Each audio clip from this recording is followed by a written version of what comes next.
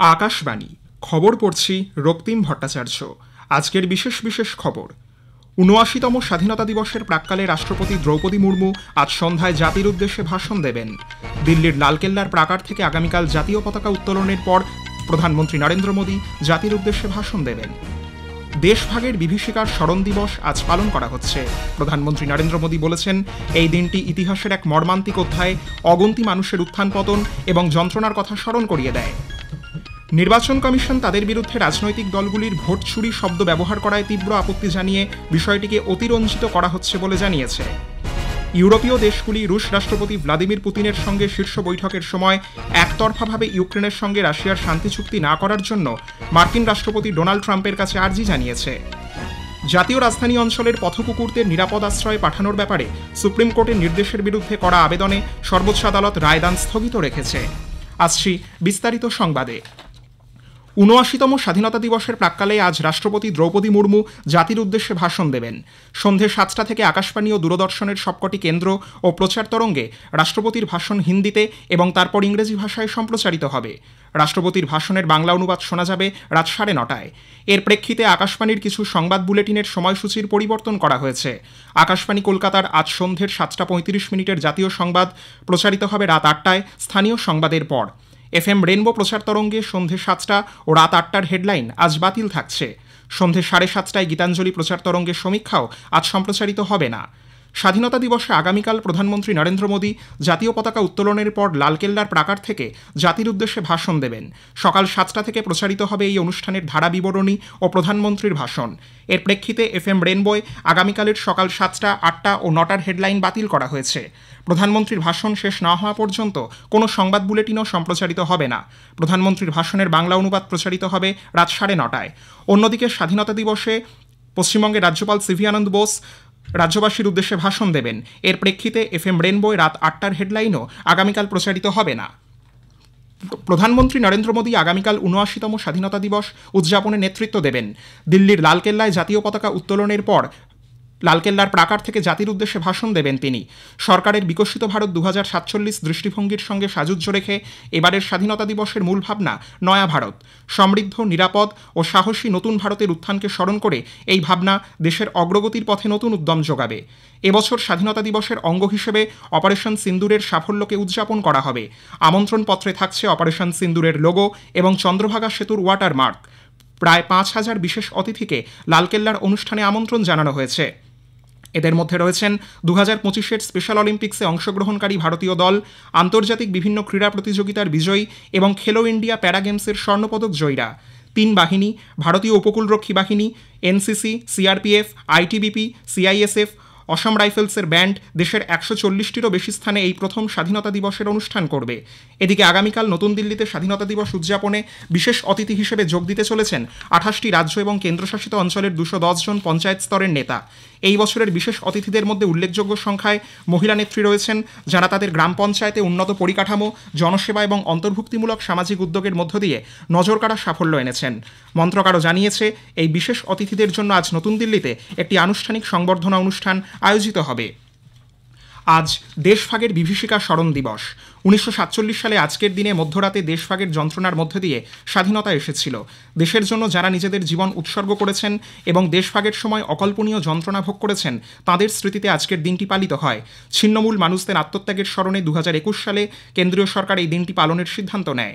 প্রধানমন্ত্রী নরেন্দ্র মোদী সোশ্যাল মিডিয়ায় এক পোস্টে বলেছেন, এই দিনটি আমাদের ইতিহাসের সেই মর্মান্তিক অধ্যায়, অগন্তি মানুষের উত্থান পতন এবং যন্ত্রণার কথা স্মরণ করিয়ে দেয়। শ্রী মোদী আরও বলেন, এই দিনটি আমাদের দেশের একতা ও সম্প্রীতির বন্ধনকে শক্তিশালী করার জন্য নাগরিকদের দায়িত্বের কথাও মনে করিয়ে দেয়। রাষ্ট্রপতি দ্রৌপদী মুর্মু আজ রাষ্ট্রপতি ভবনে গ্রীষ্মকালীন বার্ষিক অমৃত উদ্যানের উদ্বোধন করেছেন। আগামী শনিবার সকাল 10টা থেকে সন্ধ্যে 6টা পর্যন্ত এটি জনসাধারণের জন্য খুলে দেয়া হবে। উদ্যান খোলা থাকবে আগামী 14ই সেপ্টেম্বর পর্যন্ত।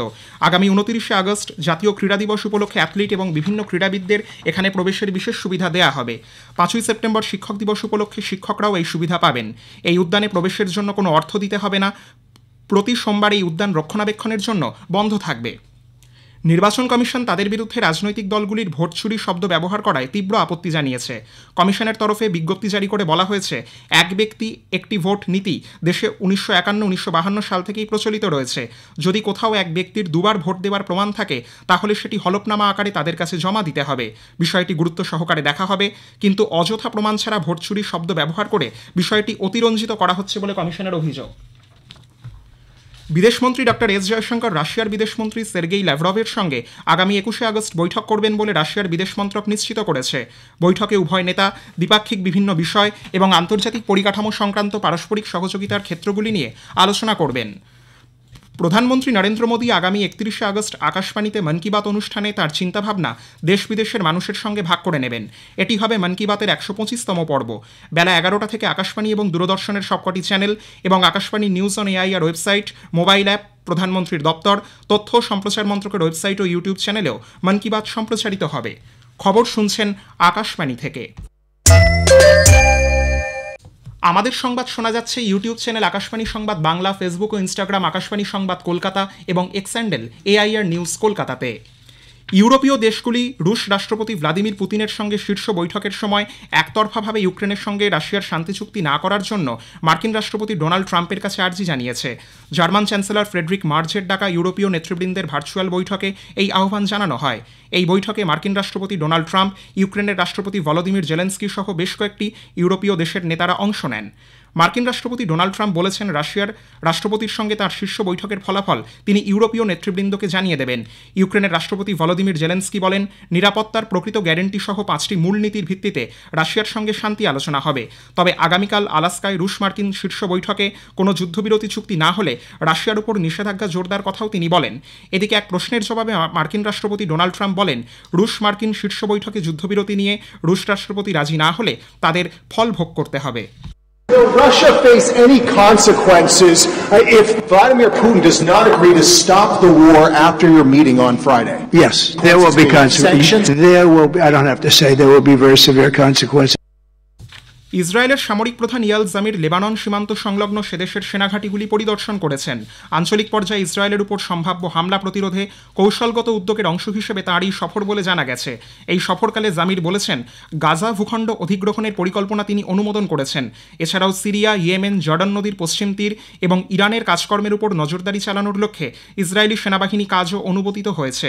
2024-এর নভেম্বর মাসে হিজবুল্লাহ গোষ্ঠীর সঙ্গে যুদ্ধবিরতি সত্ত্বেও ইসরায়েলি বাহিনী লেবাননের উপর আক্রমণ চালিয়ে যাচ্ছে। জামির জানিয়েছেন, ইসরায়েলি বাহিনীর আক্রমণে 240 জন জঙ্গি নিহত হয়েছে।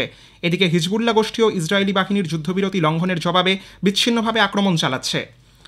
পাকিস্তানের স্বাধীনতা দিবস উদযাপন চলাকালীন করাচিতে বেপরোয়াভাবে শূন্যে গুলি ছোড়ার ঘটনায় এক প্রবীণ নাগরিক এবং একটি 8 বছরের শিশুকন্যা সহ 3 জনের মৃত্যু হয়েছে।